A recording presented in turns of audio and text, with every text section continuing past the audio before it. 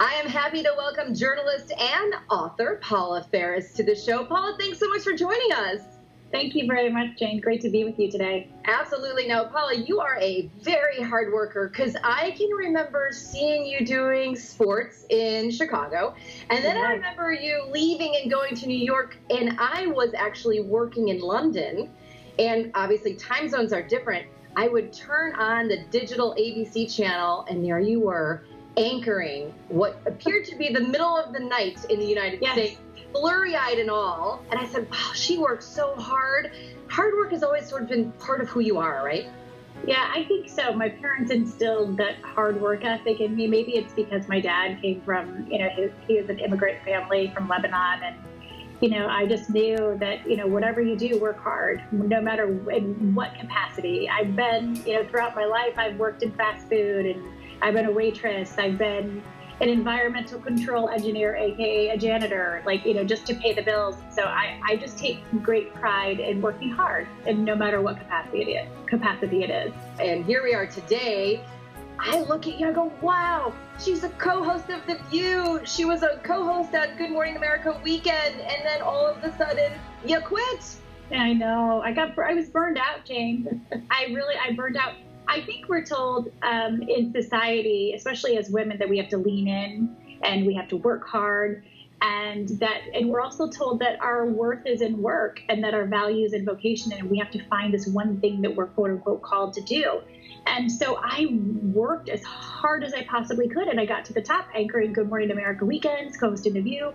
And then I looked around and I was like, my life's a disaster. I'm at a professional high, but a personal low. So what good is it for a man or woman to gain the world, but to lose their soul in the process? And so I knew I had to make some tough decisions.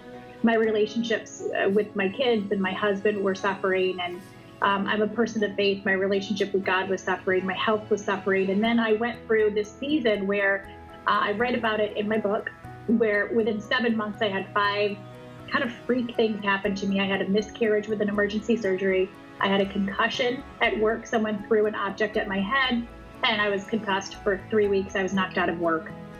The day I was cleared to go back to work, Jane, I get in a head-on car crash, then influenza, then pneumonia. And I just knew I had to slow down. So let's talk about your book, because all of these changes happened in your life.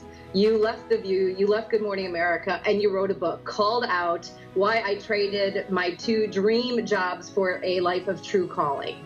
2 years ago, when I walked away and I realized I was lost without this job, I was lost without doing, I was like, you know what? I felt on my heart, I need to write about this, because I think there are so many of us that we don't know who we are outside of what we do.